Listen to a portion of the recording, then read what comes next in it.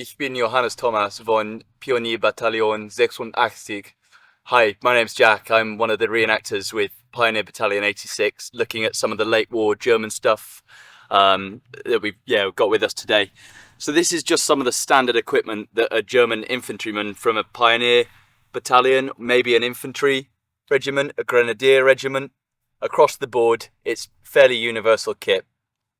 So let's start off with the standard German rifle for the World War II period. So this is the Kar98K. It's a shortened version of the earlier Gewehr 98 seen in World War I and earlier than that. Takes a 5-round clip of 7.92 Mauser ammunition on a stripper clip, loaded in through the top. Push that down. The clip will automatically fall off when you push the bolt forwards. And then every time you pull the trigger, a round will eject automatically. And you've got 5 rounds. Then you're empty. So you see that that's a bit antiquated. It's World War II. We've already got semi-automatic rifles like the M1 Garand that the Americans are using.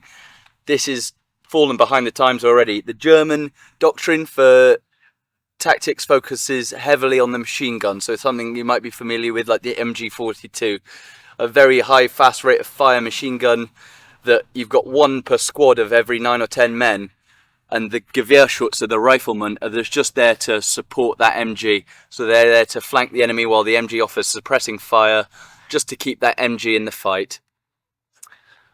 Now what do you do when you've run out of rounds or the enemy starts coming at you while you're reloading? You've got your Seitengewehr, which is your sidearm, it's the bayonet.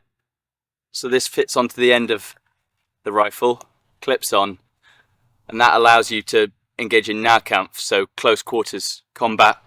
So from the hip, in the Hufschütze position, so the hip shot, one can chamber around, fire towards the enemy from the hip, and then engage in a sliding motion. So you don't want to jab like a spear, you want to slide it through your hands, because that way you don't come off your center of balance. It's important because if you lunge forwards too far, you're going to fall over with the enemy, your bayonet's going to be lodged in them, and it's going to be a mess. It's going to be a mess regardless, but we want to try and stay on our feet, ready for what's coming next. So a sliding motion, really important. Take that bayonet off.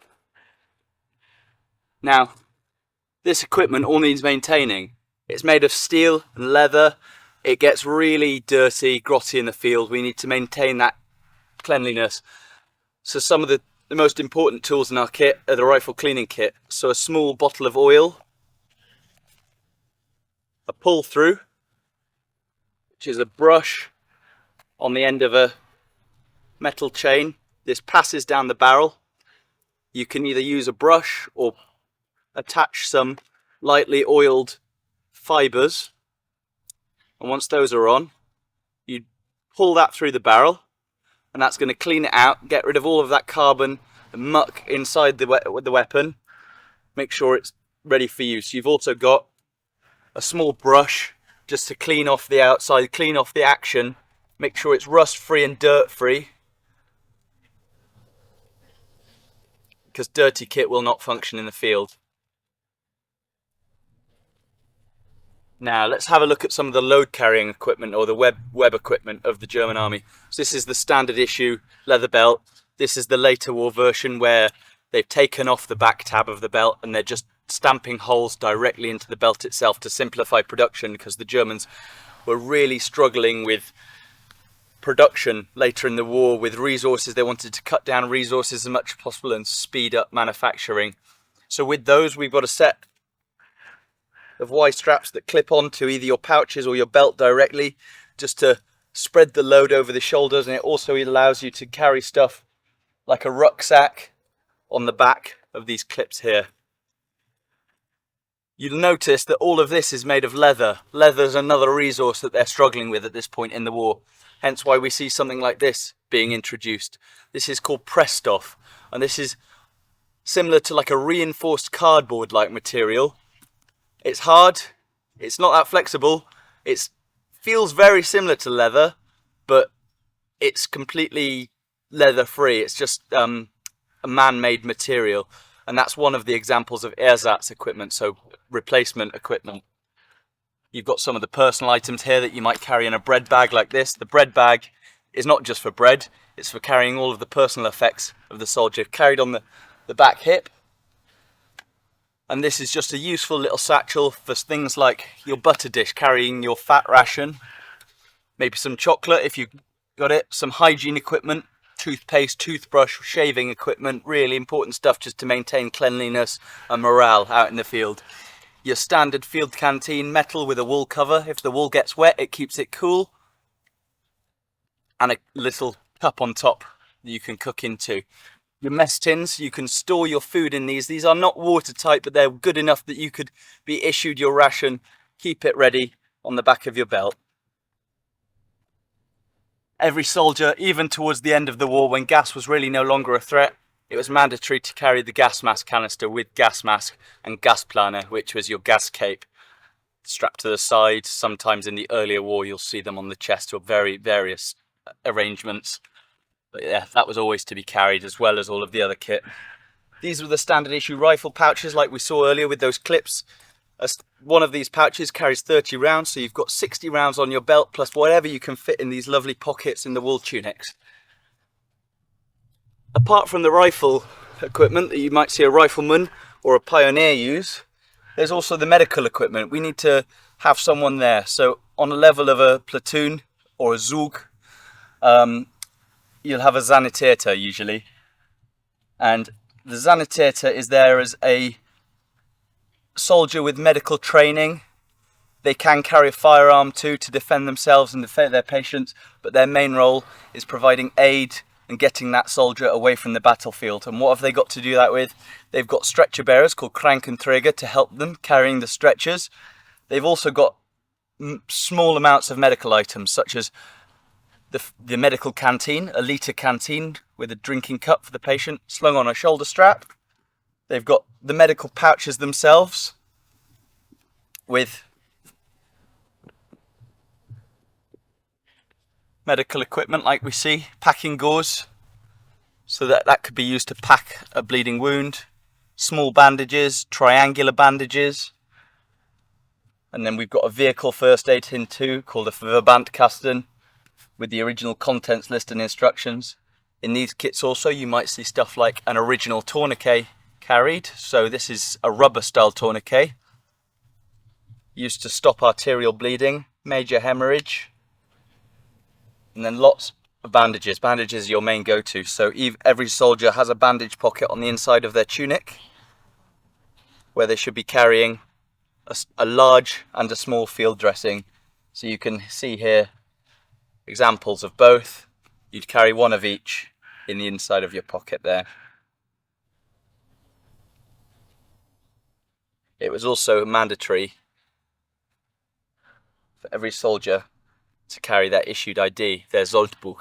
So this would be carried in the top left pocket usually, and this is just a small ID booklet containing all of the soldiers' information. So you can see here, my name is Johannes Thomas, and I'm a soldier born on the 12th of December 1922 from Munich. There are my details, and this is a thorough book of what I've been issued and so forth.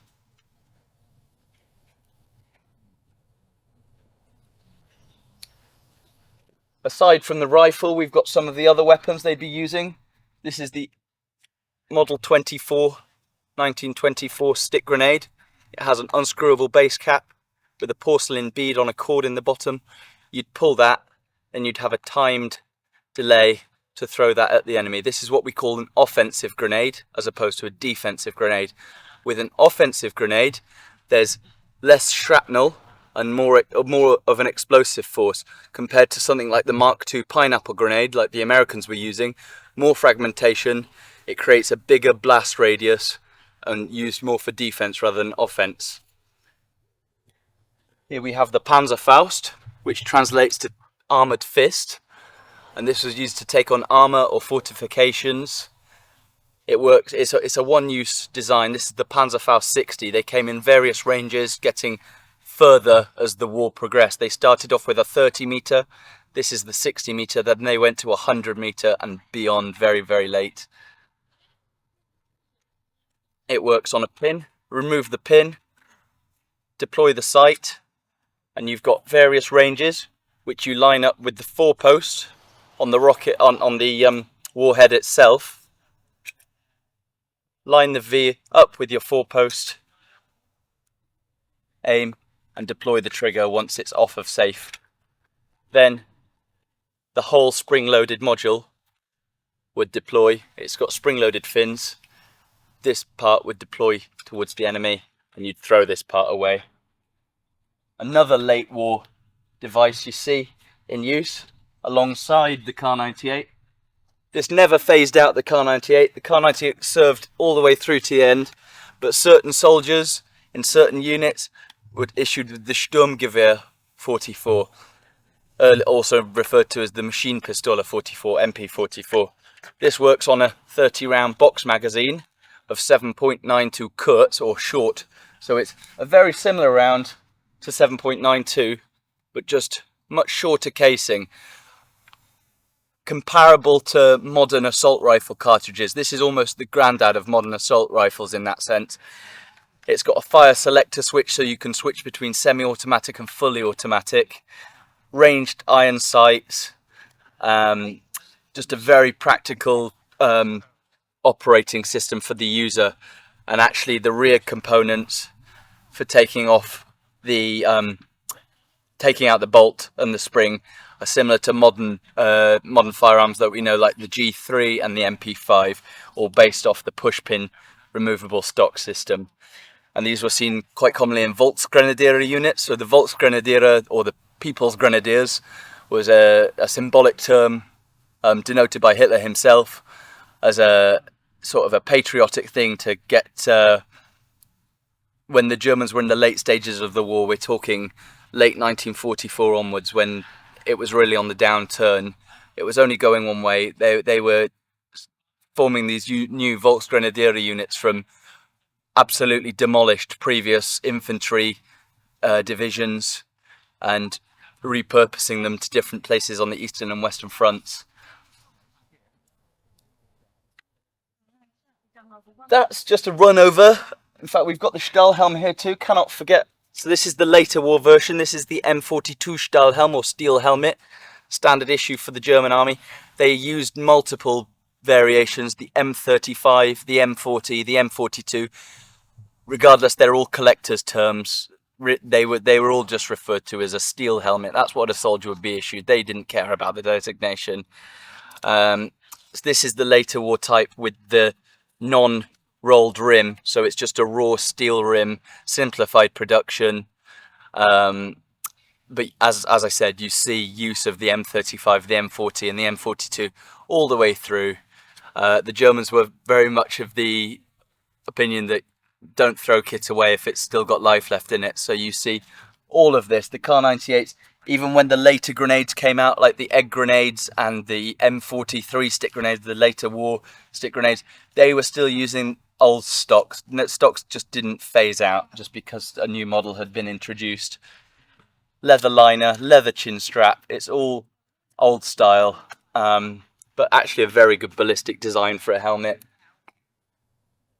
So much so that pretty much all modern helmets now are based off the silhouette of the Stahlhelm in one way or another. Anyway, that's a run over of some of the equipment of a mid to late war German infantryman or a pioneer. I hope that's useful.